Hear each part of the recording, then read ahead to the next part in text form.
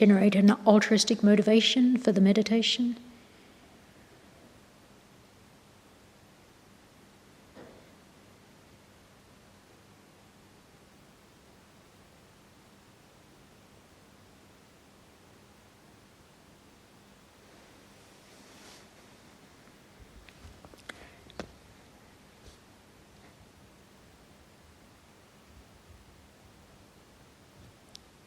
So training in the perfection of wisdom,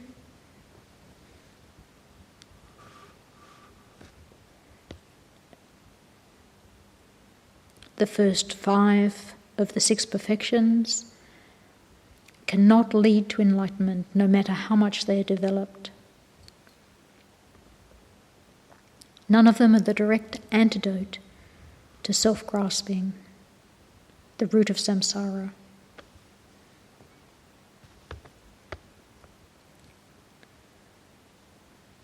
Self-grasping or true grasping is a mind that grasps at true existence.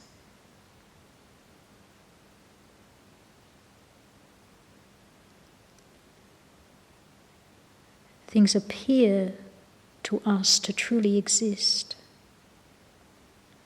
They appear to exist independently of causes and conditions from their own side, which is a wrong consciousness.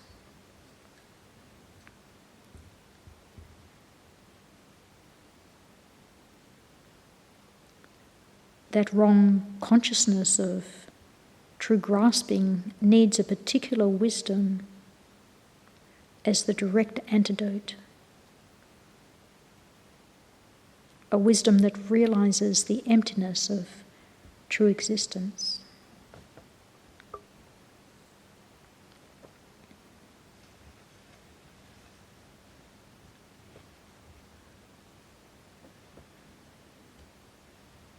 To realize emptiness, we need a considerable accumulation of merit.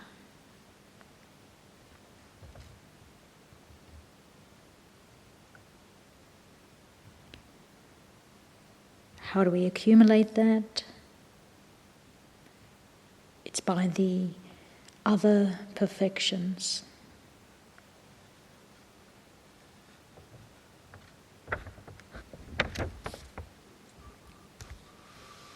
A bodhisattva who is very skilled in the perfections meditates on the accumulation of merit and the accumulation of wisdom alternately.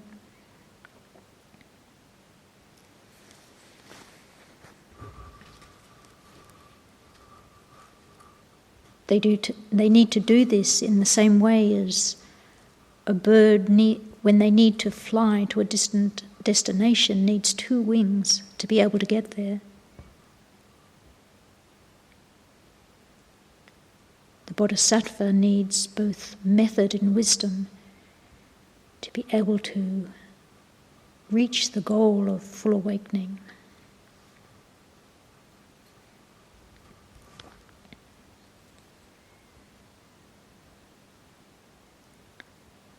When a bodhisattva is skilled, they combine method together with wisdom in their practice of the 6 perfections by conceiving the emptiness of the 3 spheres.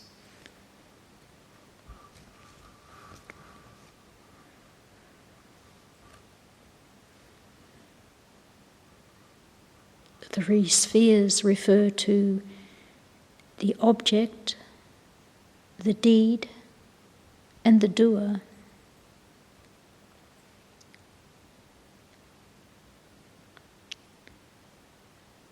So taking the perfection of generosity as an example, the object would be the object that one is offering.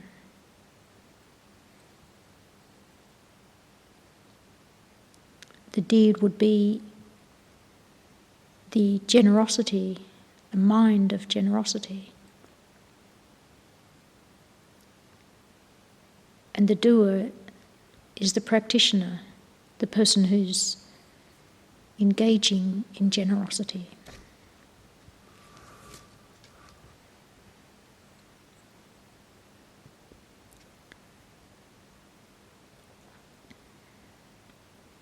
In regard to ethical restraint, the object is perhaps the critical mind that one is restraining from.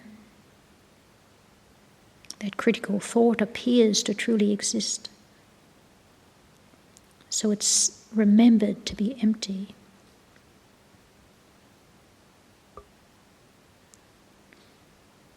In the second, the deed, the mind of ethical restraint itself appears to truly exist. And one remembers it does not. And third, the practitioner themselves, oneself who is practicing ethical restraint, also appears to truly exist. And it's realized one does not.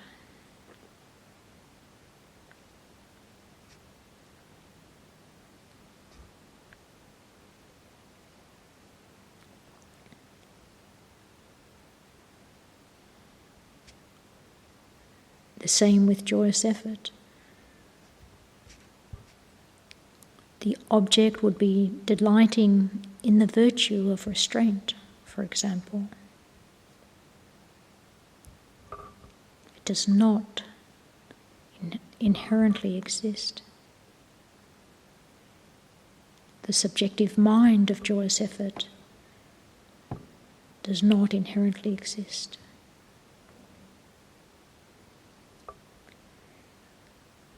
And oneself, the practitioner of joyous effort, does not inherently exist.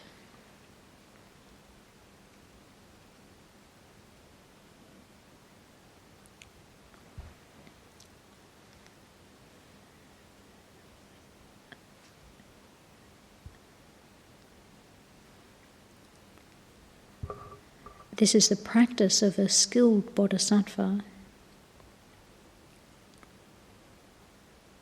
For us, we need initially to concentrate on accumulating the merit,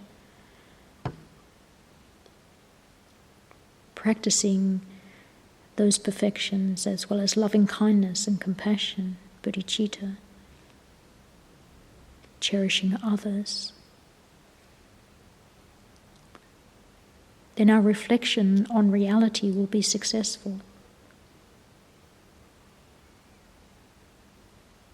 We may think to go straight to developing concentration and calm abiding, to be able to focus on the path of all the trainings.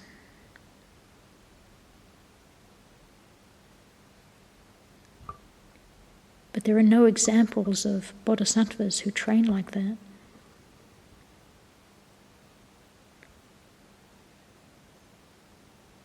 And Guru Shakyamuni Buddha himself did not train like that or teach that as a method. He taught to start by accumulating merit.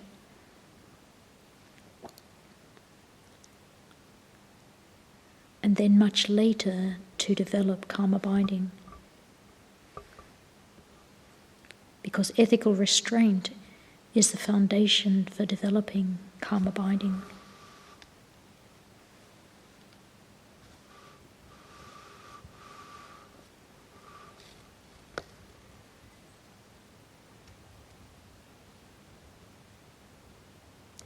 The next practice, practice 31, is analyzing and abandoning your own faults.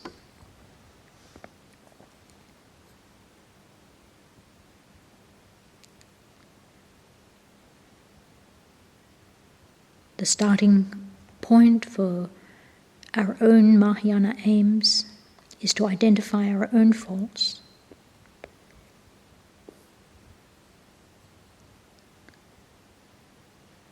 If we don't do that, then there's no way to benefit others.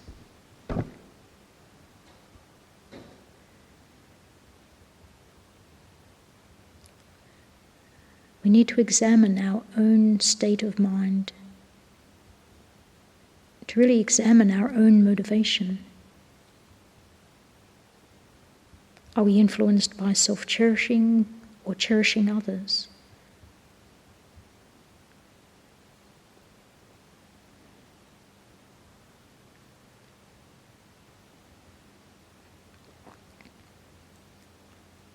It may not be obvious to us, but if we're influenced by afflictive states of mind, it will be obvious to others.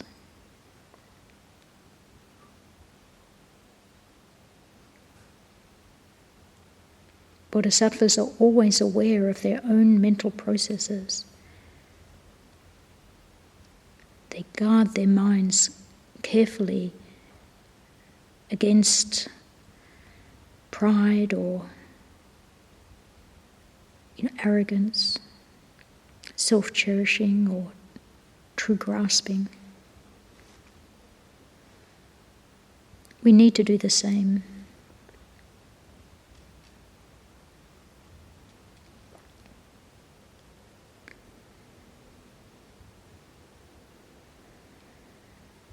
If our generosity, for example, is stained by afflictions, it's very weak virtue.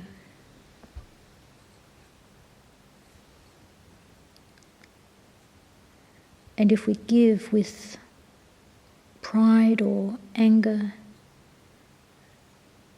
even though someone may appreciate our generosity, they won't feel comfortable. Our pride will look down on them, and they will feel that.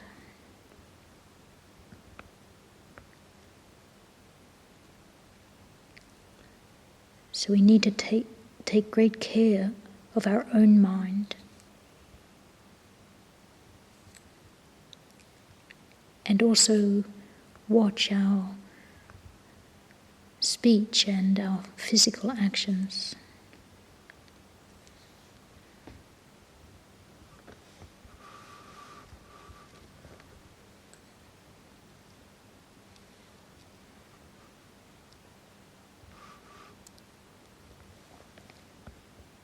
The next practice is abandoning criticism of bodhisattvas.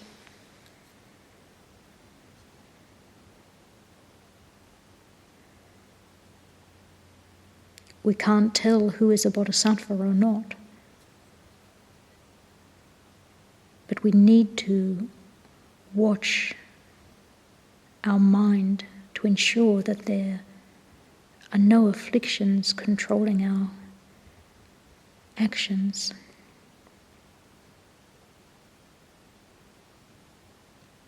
It is through afflictions that we criticize others. We need to be very careful.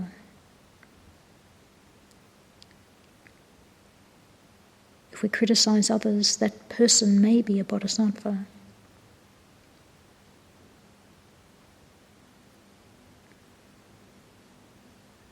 Buddhas hold each and every being in their heart. We need to avoid any criticism.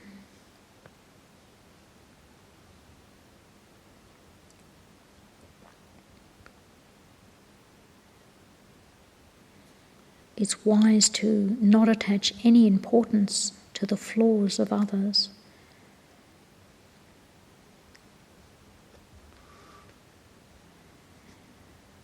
Bodhisattvas don't criticize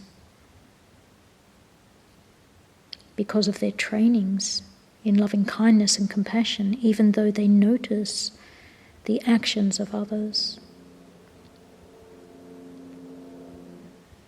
It increases their compassion.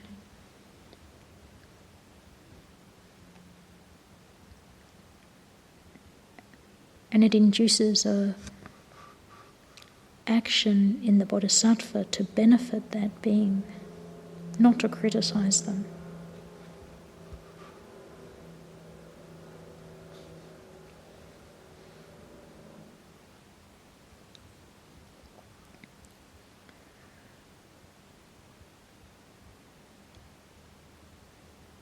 Criticizing others is not ethical restraint. Pride makes us wonder why others don't do what we do or what we want.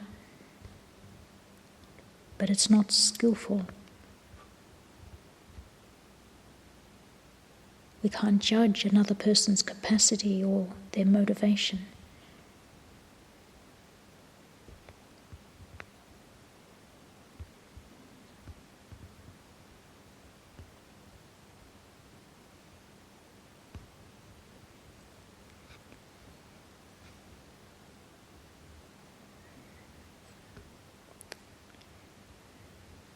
The next practice is to avoid attachment to households of benefactors.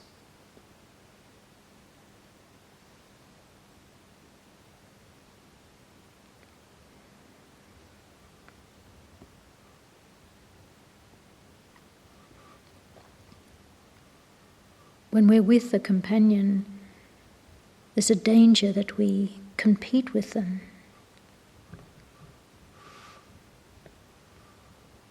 By competing, harmony is lost.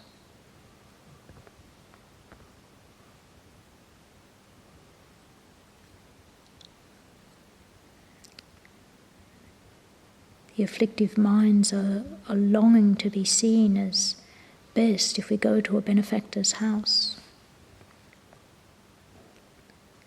We may persuade the benefactor to sponsor us instead of the person with us, who may be a bodhisattva.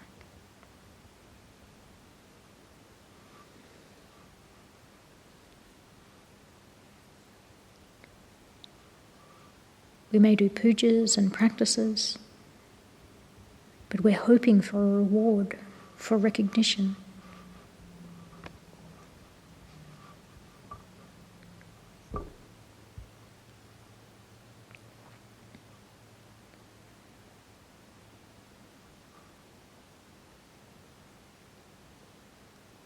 We need to guard against jealousy when our benefactor supports others.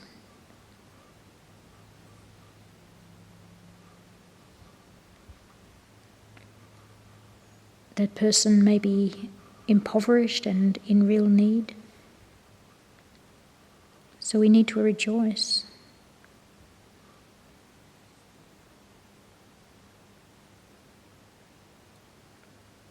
Or they may be a bodhisattva, more capable, more able. So again, it's something to rejoice in.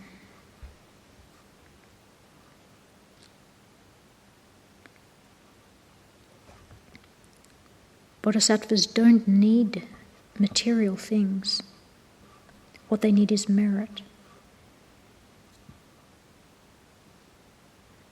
If we're really familiar with that, we can guard our mind well against such expectations, such need for reward.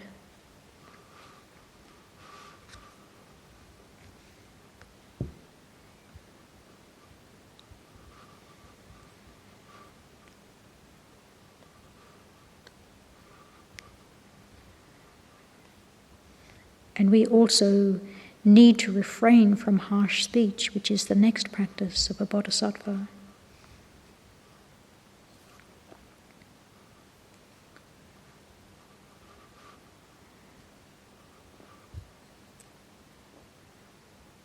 The goal of a bodhisattva is to please others and help them. If we engage in crude speech or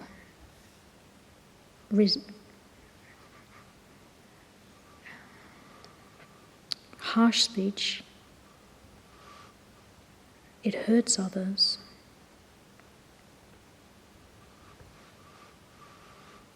It's not a mind of restraint.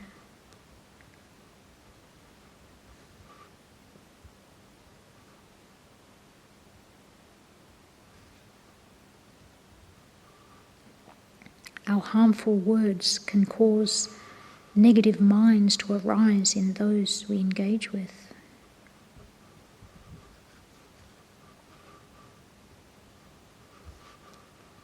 The primary restraint is restraining our self-cherishing.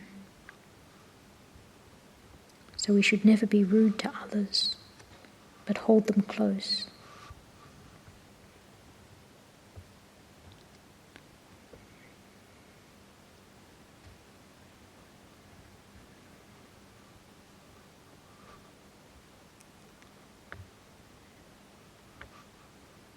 If we don't practice well, then pride and jealousy can deceptively sneak in and control us.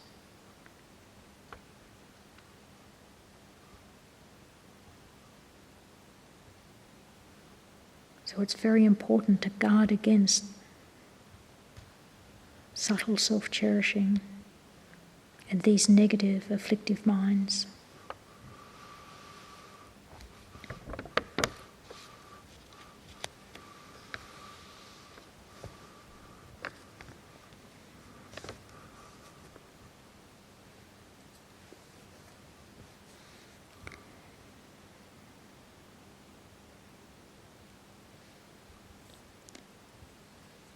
And we move on to practice 35.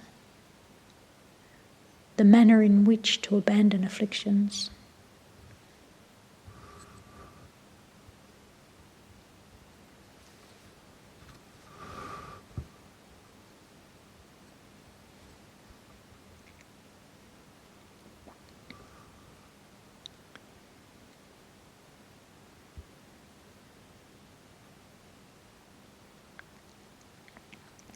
A tree with many thorns,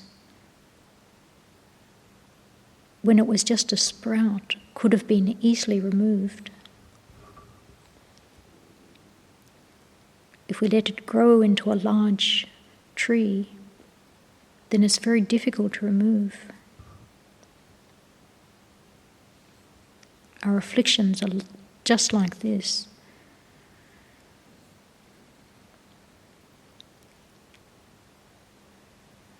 Afflictions can be countered before they become very habitual and strong.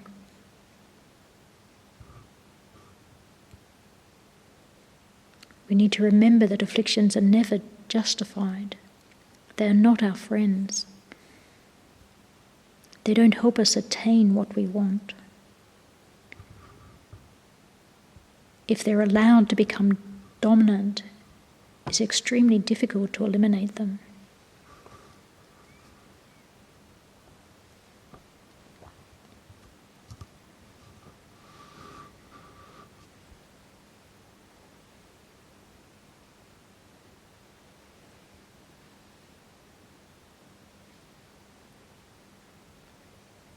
Another illustration that's relevant at the moment is that if we recognize that we have symptoms of the coronavirus, but do nothing about it, then that can be very dangerous for others that we interact with, and also for ourselves. We can get more sick and then not be able to get the help we need.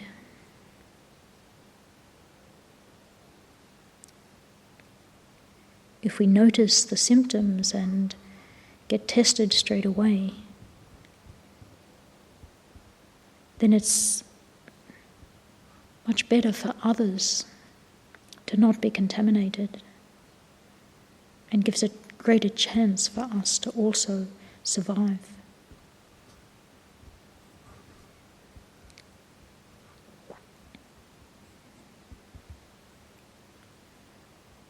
So in terms of recognizing and taking the appropriate steps to counter afflictions, we need to follow the example of the Bodhisattva warrior.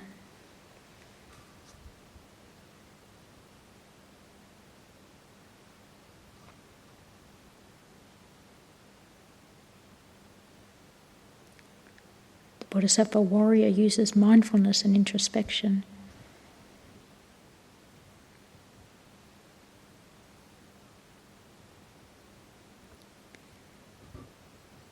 Mindfulness remembers the danger of afflictions,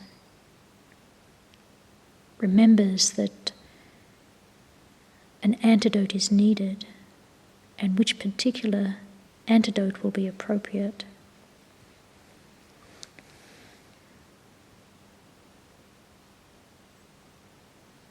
Introspection is ever vigilant for afflictions.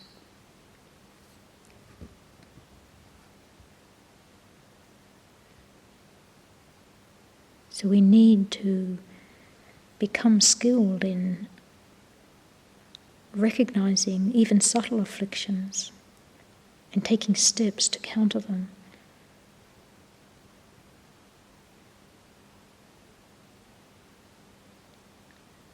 We need to do this when we're alone, when we're with others, when we're busy or not.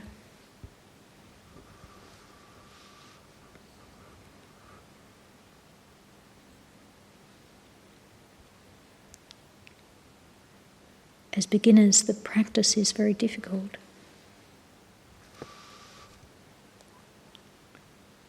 But with skill, it becomes easy.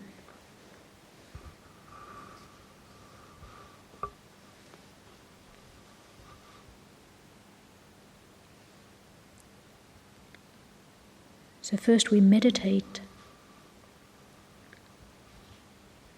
remembering particular objects that might give rise to our attachment, for example.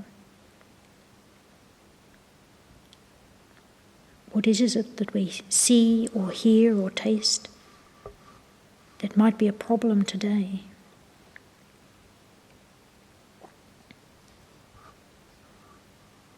We need to understand that attachment exaggerates that object,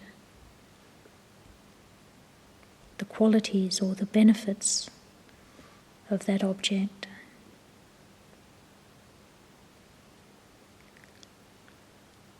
And we need to remember that that object will not last.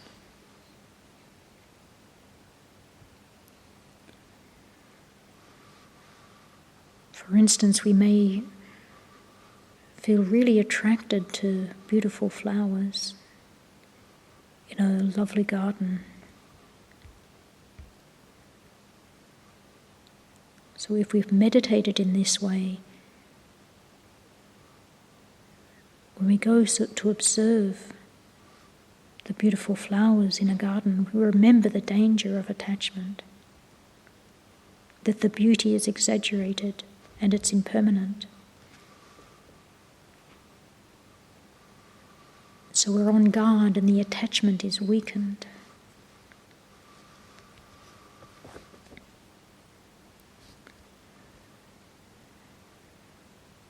And we can think of the antidote and meditate on the antidote to increase it. The contented mind.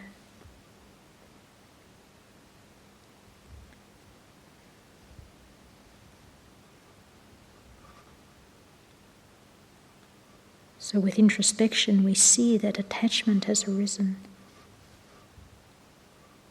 And with mindfulness we remember the antidote and practice the antidote. These 3 steps are very important.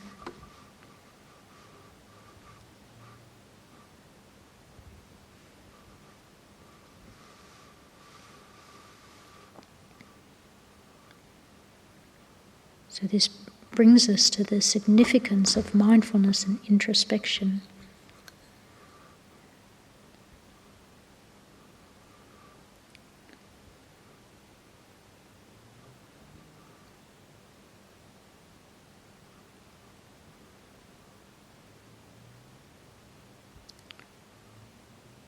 We need to be aware of our behavior by utilizing introspection.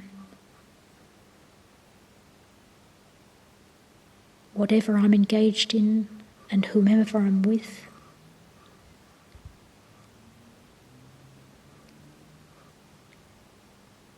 Use introspection to examine the mind and see whether attachment or jealousy or anger or resentment is dominating our mind.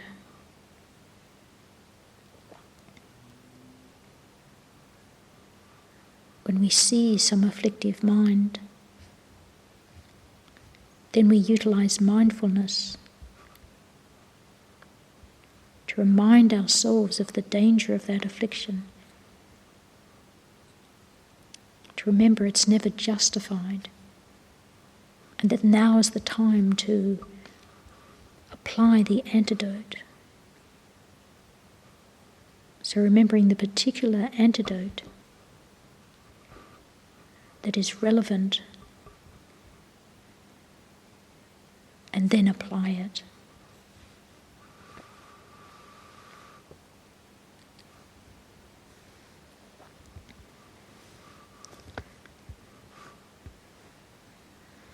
Remember, the aspiring Bodhisattva has the responsibility to train and develop oneself.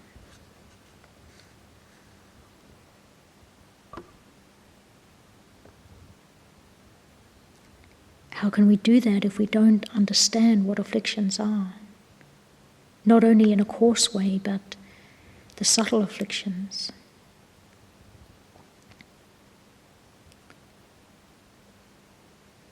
We need to know the various afflictions and the danger they pose.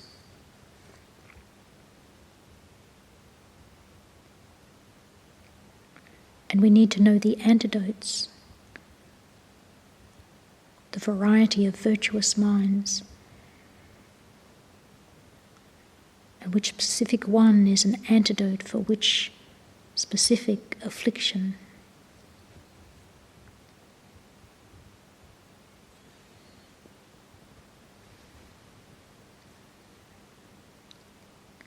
By understanding them well, understanding their subtleties and how to apply them, then we can guard our mind.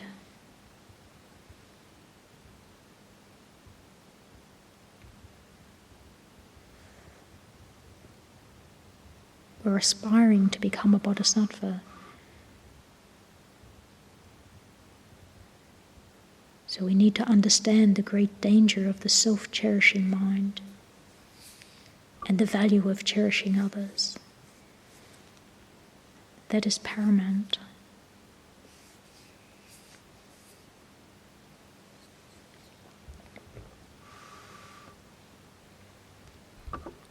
All the afflictions are supported by the self-cherishing mind, and they're weakened by cherishing others.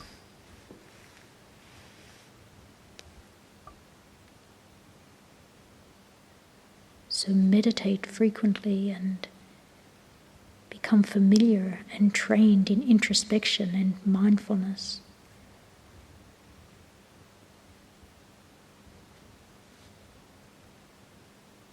With daily meditation, and then throughout our activities during the day.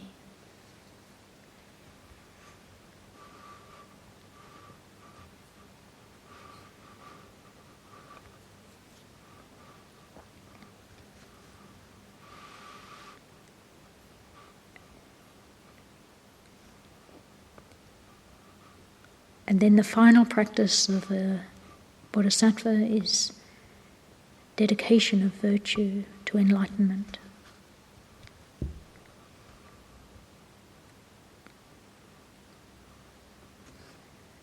So all the virtue gained through making efforts in this way,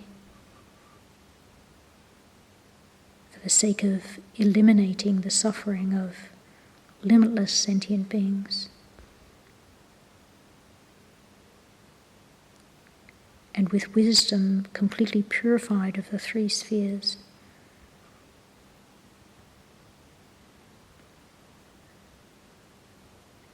dedicating to enlightenment is the practice of a bodhisattva.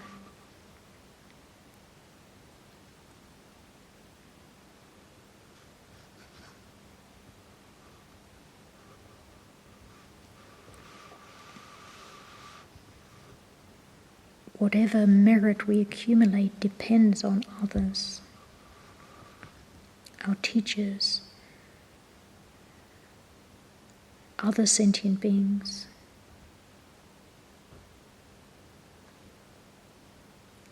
And our practice is the best offering to our teachers.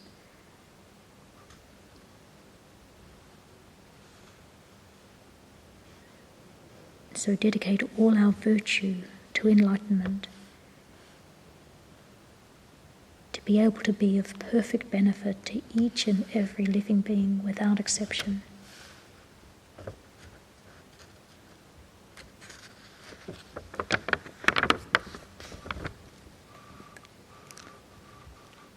And determined to follow the practices, the 37 practices of the great Bodhisattvas and Buddhas of the past.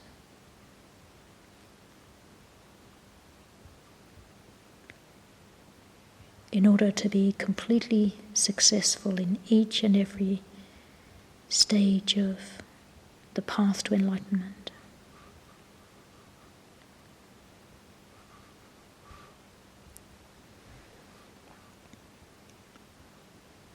And remembering to dedicate with wisdom. The object of the dedication is empty of inherent existence.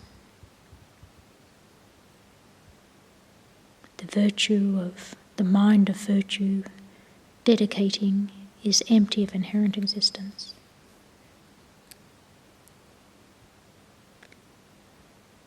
And ourselves, the practitioner, is empty of inherent existence.